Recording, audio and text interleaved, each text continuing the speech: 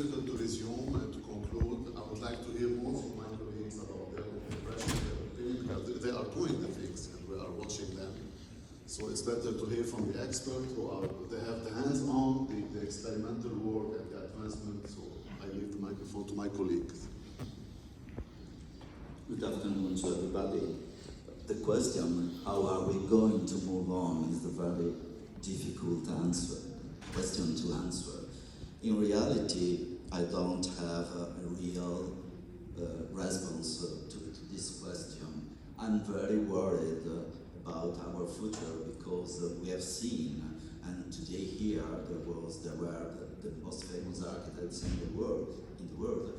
We have seen that buildings are getting big and bigger every day, and we are consuming a lot of soil. And how are we going to change our cities, and how are we going to make new construction everywhere in the world? Because cities are getting big and big, but we don't reuse our heritage, architectural heritage. We are making new buildings big and big, where architects are becoming fantastic engineers, or maybe the opposite, I don't know which is the answer. But it's very worried for me to have the idea that we build all today's building more bigger. In Italy, for example, buildings like that we have seen by Mario's are probably impossible to build because in my country the cultural, historic, architectural heritage is very strong, and we have very strong rules in the preservation, conservation of the old ancient architecture.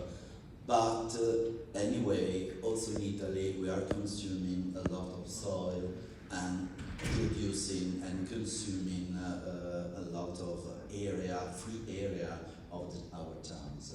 So I'm very worried about this kind of future. And also the use of artificial intelligence, in my opinion, asked between myself, in which area of the project we can conserve the ability of the human mind in make special project that artificial intelligence can manage in a different way from a human mind. All these questions are worrying me. I would like to add something of what I said. The priorities are quite different in the multiple regions. For instance, in the Middle East, the situation now is facing mass destructions, shifting economies, wars, the concern about future reconstruction.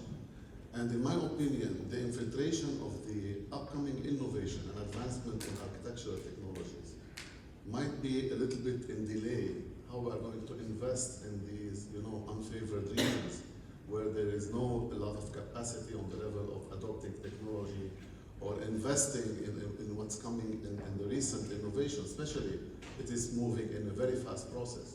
I mean, at which time we are going to be on board, to jump on board and to invest in these technologies. So I think, there is a sort of contrast and there is a sort of unbalanced situation, but the risk is there because the mass reconstruction, if it is not adapted to the modern and most recent innovation in architecture, which is very useful, apparently, will be a total loss. I mean, it is something really, it's a pity not to be investing in this. And the other concern I have in mind that I didn't highlight previously, the academia. Okay, the advancement in the practice is more dynamic, is more controllable, but the academia is heavy. You cannot adapt continuously the curriculum to cope with these innovation and these advancements. So there is a huge responsibility on the academic structure to create this generation of adaptive graduates that can immediately cope, and they are aware in advance how things are moving, so they can define their role and how they are going to contribute. Otherwise, we will be sending or exploring from university unemployed architects. Yeah, I mean, thank you. Like, they're all very valid points. I'll try to pick up a little bit on each one of those, and I certainly echo all the concerns that have been raised, and obviously we as a practice are very committed to sustainability, and we have to understand the levels of sustainability though, like operational carbon sometimes is more important than construction carbon, like the, like carbon that comes out of the construction. So if you, let's say, build a city, but everyone uses cars to move around and go to the center of the city to work, then you're creating more carbon by using cars. So it's like always a balance between all of this, and for me, it's sustainability is multidimensional as well. You have cultural sustainability, and you have mental health sustainability, and these are metrics that they're not metrics, they're something that you cannot quantify. So this is where it's becoming trickier. Again, the part of technologies, I was reading I think a couple of days ago that there was a report of Goldman Sachs, and they were saying that architectural and engineering industry is the one that's going to be disrupted by 37% by new technologies, and they were focusing specifically on artificial intelligence. So I guess we have to ride the wave in the end, and also ride the wave in a way that can augment our capabilities, right? Not do it, superficially. But what I mean by that is that, so I remember Gmail reached 100 million users in 6 years, I think, initially. And Facebook, it was 1 year. OpenAI's ChatGPT did it in 2 months. The new model that was released a couple of days ago by called DeepSeek, it was 20 hours. Yeah, to reach 100 million users. So you can see these technologies are affecting us on an exponential pace. And I guess it comes back to your comment about how these are being implemented in different areas and different they are bound to, let's say, local conditions. I would hope that this whole process is somehow democratized at some point, because the way that you can access, DeepSeek or OpenAI's ChatGPT in a matter of hours and make it your own and actually use it, then the same thing should be done for our tools. I don't see why this tool shouldn't be available to all architects, let's say, and especially tools that are supported by these sort of technologies.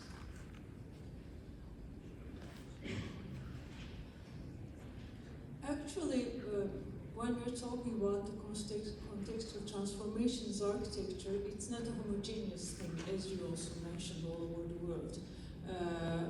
So there are more cultures that are growing with high technological improvements and still working like our previous generations did, in a more contextual way and in a more technological way. So it's not very easy to talk on that homogeneously.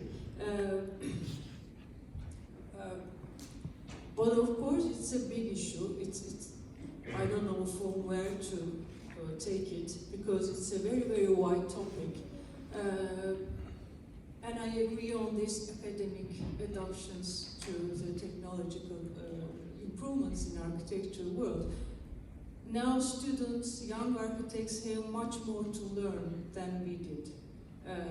Of course, we had to learn more after we graduated, but now they have a harder job. In that sense, these different specialists being involved in design and architecture production comes to the table.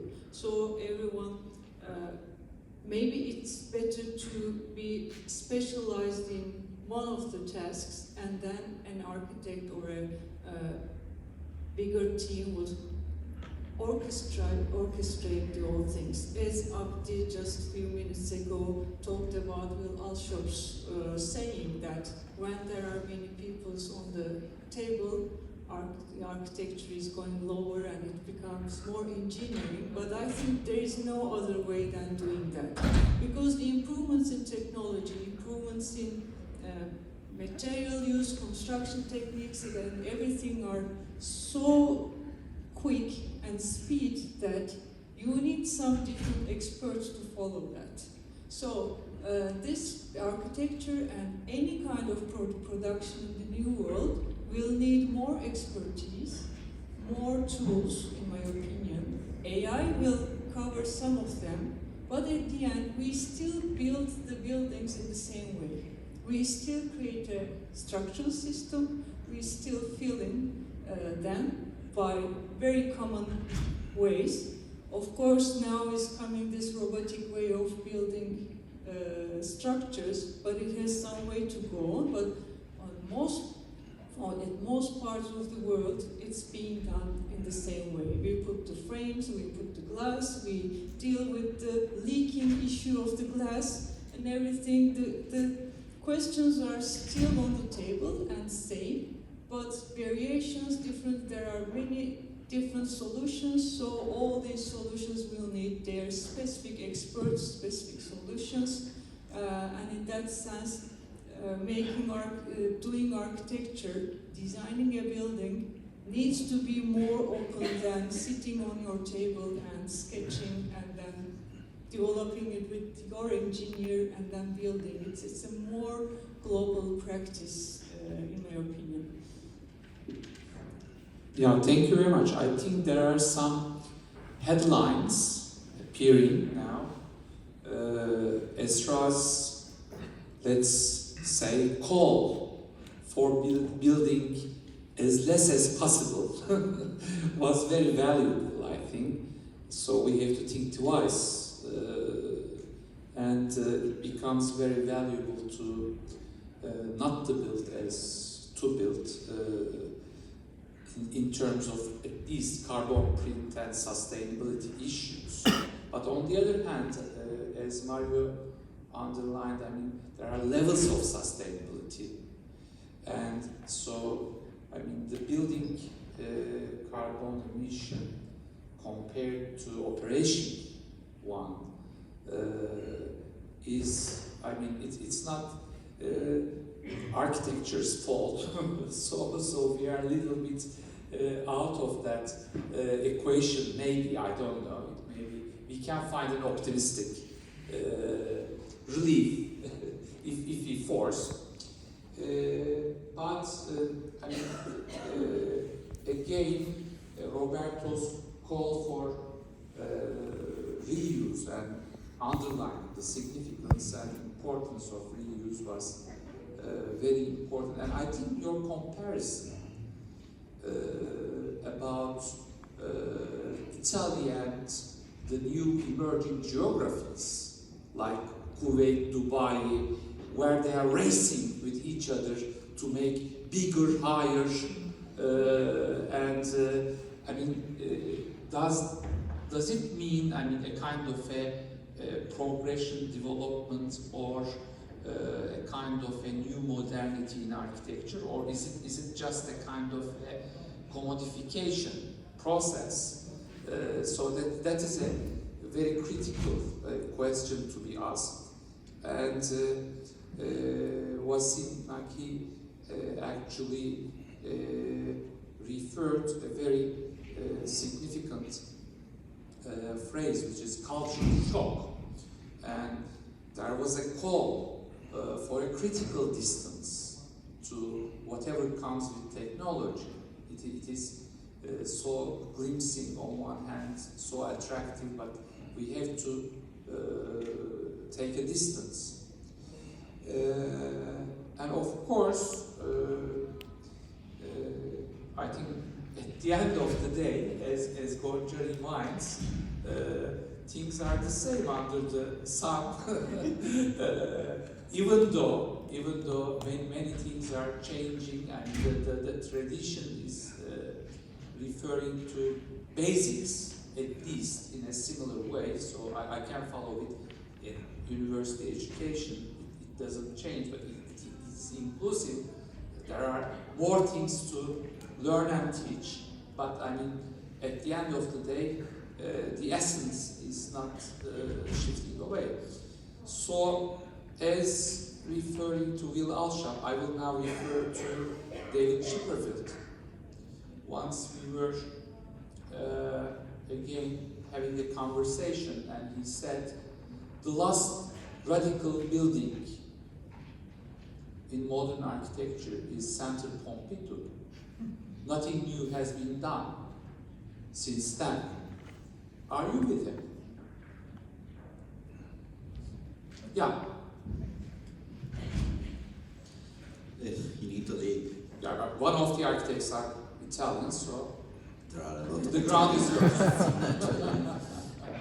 Yes, but in Italy, for us, for Italian people, architecture is for all the eternity. We are used to build buildings with very durable materials. So in our country, for example, the 45% of the buildings are historical buildings, and the half of this part of the buildings are protected, listed buildings. So we have to make a scientific restoration, and not we can't change the building. We have to use the strict rules of the scientific restoration. And in my town, for example, there are 20,000, Venice, my town, there are 20,000 buildings, and the half of this part is monument. They are monuments, protected monuments. So the field of the project, of the new project, is very, very, very short and very complicated to use. So the balance between innovation and modern architecture and conservation is very, very, very difficult to practice. So in Italy, we have also the problem that our territory is small, our cities are very old, and very often they are finished. So there is no space for new buildings, so we need to rehabilitate building and and we have to make restoration. For this reason, Italy also have the main part of the UNESCO listed site UNESCO, and for this reason, Italy have this kind of architecture so well protected. In France, sometimes it's very bad cities with very, very bad popular areas, but the main part of the city are very old and very complicated to manage in modern architecture. Only Milano have a very modern new center of the town, but Milano is the main part of economic facts of Italy happens. Yeah, okay, thank you. I think this issue of durability is one of the key concepts. And Mario's analogy about the speed, and starting from Gmail to AI, how the conceptualization or acceptance, or widespread, is becoming shorter and shorter. Actually, also changing the maybe concept and our approach about the concepts of temporariness and permanence or permanent architecture. So it is not only a cultural issue, but it's also a kind of a physical, I think, issue. So in this cultural context, actually that context is not referring only a physical context, but in this cultural context, how do you see this issue of being temporary and permanent? Yeah, I mean, and exactly like what I had in mind when I was thinking about contextual is, again, not bound to geographic constraints, more rather than contextualize within our everyday lives now. And now, temporary or like, what do you call it, a pavilion or a temporary, I mean, we are not building buildings that are gonna last 100 years, 2,000 years anymore. I was at MIT in the summer, and there's a colleague that does some research on circular economy, and they were listing which buildings and which skyscrapers specifically in the US, have been demolished over the past 50 years, and what is the main reason for that. And obviously there are many reasons. They might want to build their buildings, etc. But most of them now in the US, at least, they're being reused. So existing, let's say, superstructures or infrastructure is being reused, and that has to do also, again, contextualizing on globalization in the sense of what happened during like the times of the pandemic. Is, I mean, offices in the US are empty. It doesn't happen in Europe because Europeans chose to go back to work. I think personally it has to do with the fact that we don't have to drive for an hour to get there, and we have other sorts of infrastructure that, you know, it makes it not pleasant, but it makes it easier to get to work. But if you live in the States and you have to drive for an hour in your car, get stuck in traffic, obviously you're not going to go to the office. You're going to stay and work from home. And it's good because you're not going to spend gas and you're not going to pollute the environment. However, these pieces of infrastructure now are empty. So what's happening with them? I mean, I think, again, I don't remember the exact number. Usually these numbers are vaguely somewhere in my head, but I think in Canada also they have a lot of, like 65%, I was in Calgary like previously, I think someone mentioned that around 65% of the office buildings there are unoccupied. There's empty space. It's decaying, air conditioned for no reason, spending energy for no reason. So they're working a lot on retrofitting. So I guess as the population of the earth increases, we need more residential buildings. Hopefully, we will be able to reuse a lot of the other aspects that are the other buildings that have been like kind of set aside because of the way that we live and work nowadays, or after the recent events that happened. So I guess we have to adapt. We're not going to build for. I don't even think that 100 years is viable anymore. I think we're going to have shorter building, let's say, life cycles, but they're going to be more adaptive. I mean, again, this is my personal interpretation of what is happening. I'm not saying that it's correct or not, right? But yeah, we're not going to have these masterpieces of the past anymore. I don't know, maybe at some point they become masterpieces, I don't know. Yeah, flexibility, adaptation, adaptability, and reuse seems to be key concepts. I would also ask Wasim, you referred our geography, or I mean, our neighborhoods in Middle Eastern region, let's say, in general, because I mean, there is a geographical differences in terms of what is happening in architecture. So what is happening in Europe, as the case of Italy and other cities, are quite different than what's happening here.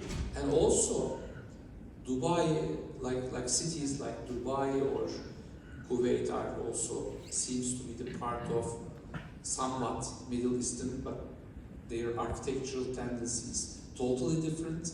And when we look at the picture, Western architects, European architects are working there, making their bigger, higher, high budget buildings over there, and then they are preserving their buildings in Europe. So there's a kind of a contradiction. How do you see all these issues when you look from your country?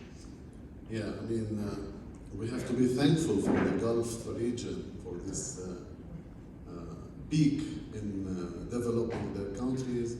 And I think in most of the cases, it's a reflection of their power. It's a showcasing power rather than architecture and urban development based on the parameters that we used to adopt and discuss.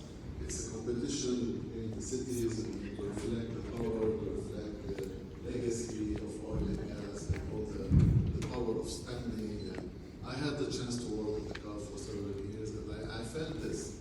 And it was also a very fast development, and luckily it had the opportunities for many Arab and European architects and engineers to work there and to have a very rewarding careers.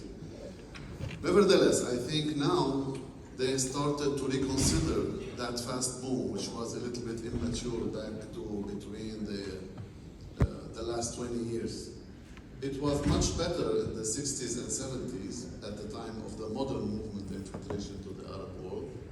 But the peak that we have witnessed in the Gulf, let me say, during the last 20 years or 25 years, I was working there and I could see some, I can describe it with immature or fantasies, like folly in architecture, especially with this competition of the high-rise buildings.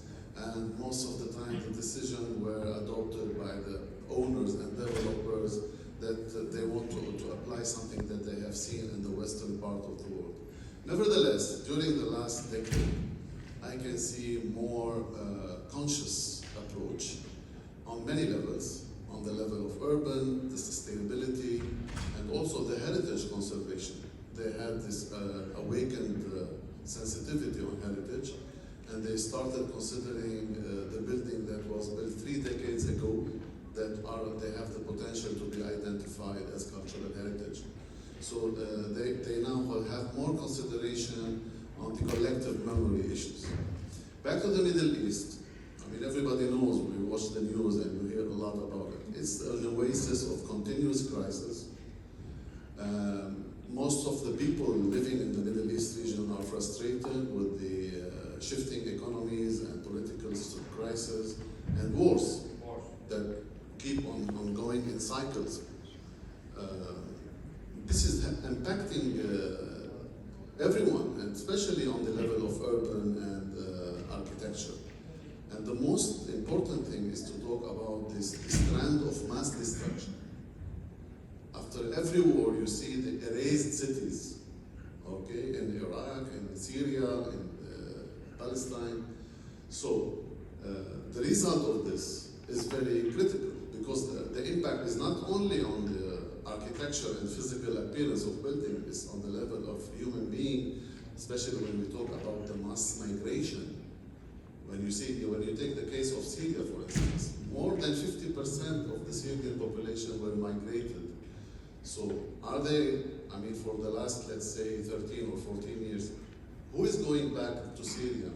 And the newborn generation, they were born in Europe, in Turkey, in Arab countries. Where is the belongings? Where they will be feeling the roots of this new generation? And everything is depending on political agendas. What is the future of these areas? Especially now, we can monitor that it somehow is stabilized in a way, and hopefully it will witness a peaceful era and the reconstruction. And here I raise another question: how is going to be this reconstruction? Sorry? The reconstruction, how is going to be conducted and managed on the level of, identity and the displacement of people, how they are going to deal with it. The historical cities that has been demolished massively is going to be restored partially, completely, and the demographic balance, how is going to be dealt with, because all the ownership certificates has been burned up. Nobody knows, nobody can prove that they belong to this building or this piece of land or this specific geographic area. So all these issues are very complicated and very crucial.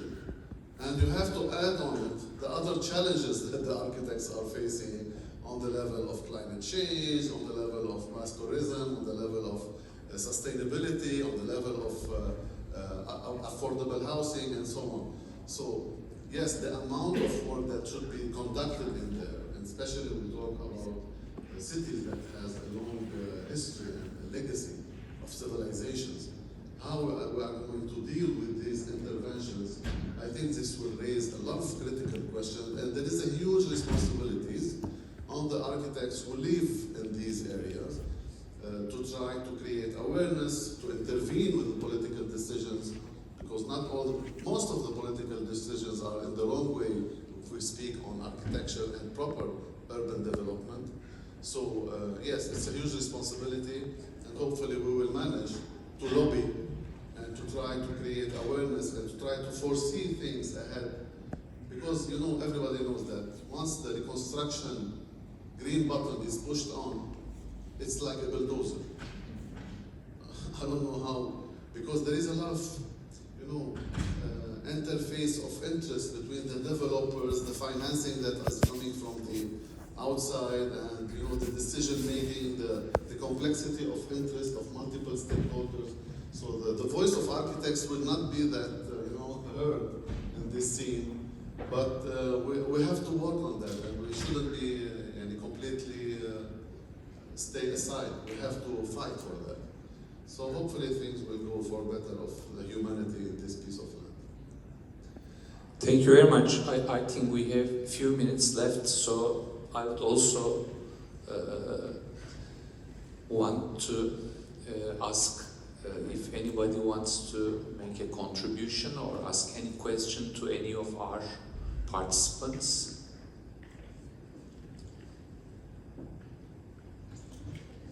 Otherwise, I will talk. Yes, please. Şebnem. Yes, so, well, it's more of a commentary rather than a question, what I want to say. And in fact, thank you very much to all of the presenters.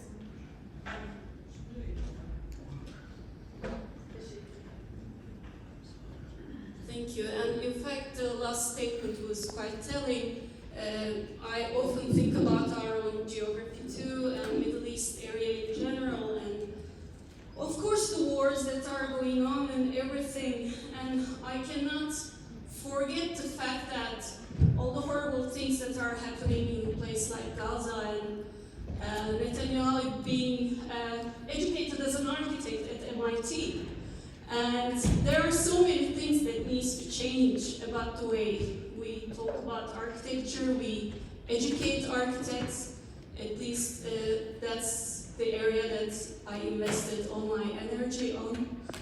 And really, I really wish that Jan Knicker was here, and especially Sanne from MVRDB Next was part of this panel, because they were making very good points also as well in terms of how architects needs to stop trying to find or become heroes and instead accept that they are villains when it comes to climate crisis and many other problems that we are facing in the urban environments. And as a result of that, thinking about what Chipperfield said, nothing new since Pompidou. Good, I guess. I want to say that new is so old-fashioned now. Do we need anything new? And maybe we need to consider... Not new, radical. Radical, You okay. used the word radical. Okay, I understood new, sorry. But again, then maybe in my head I just equated them together because that's the way I was educated. And that's something to think about as well. But still, maybe we need to really reconsider, especially in places we refer to Dubai and places like that are happening. And we just saw the huge retail project from China done by Hedderwick in the morning, and amazing scale and thinking. Is this necessary in many respects? The idea of progress and development has been associated with new things, bigger things, shinier things in our geography. I think that also needs to be very old-fashioned, but I also can understand that it's going to take some time, because we've been, in this geography, being beaten up by this idea of progress, like developing countries.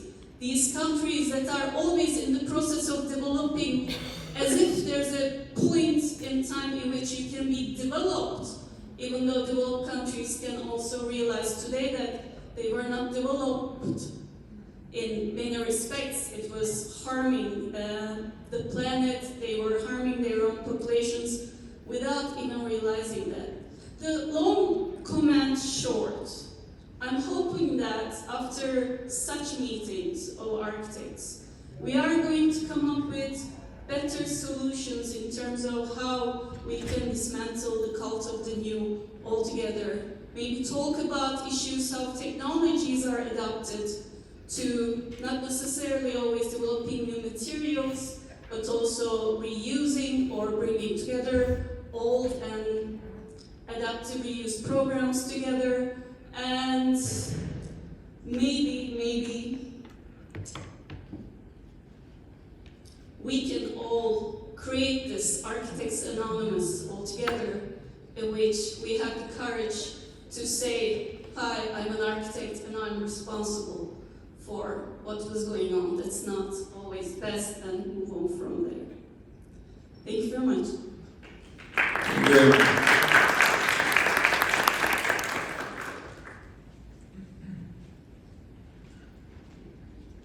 Okay, we have few minutes.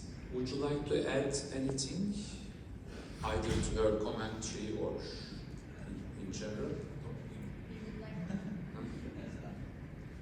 So the last 50 seconds. First of all, Abdi Güzel was my professor at 4th grade. Yes. I understand how lucky was I when I was a student at Middle East Technical University. 2 years ago, when I was taking the course from Passive House Institute in Germany, because we learned everything at MITRE.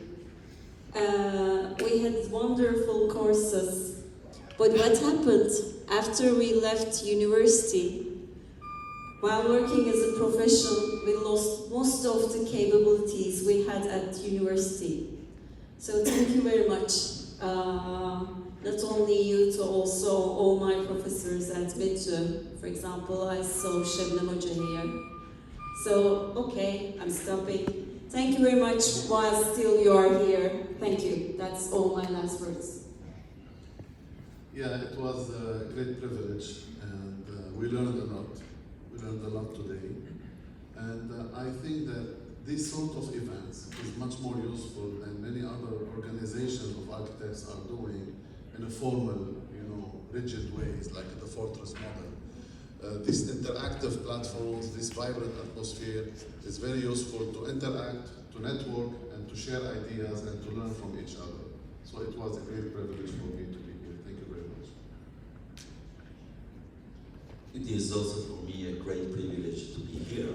And to answer to the colleague, I want to say that to be architect, it's an ethic responsibility every day.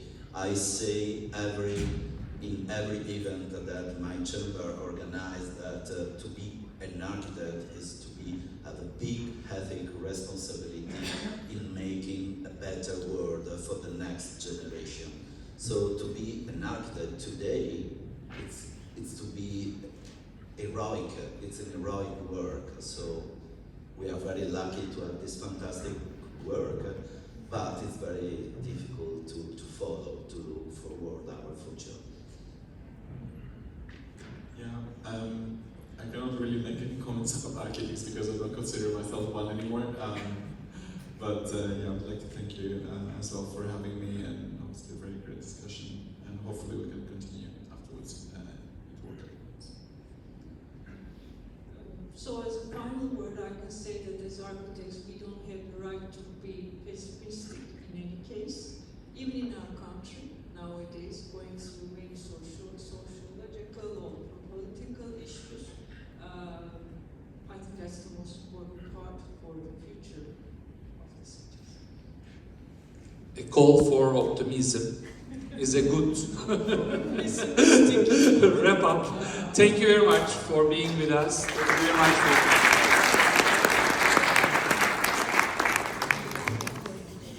Now, ladies and gentlemen, we are closing the stage, Advanced Architecture.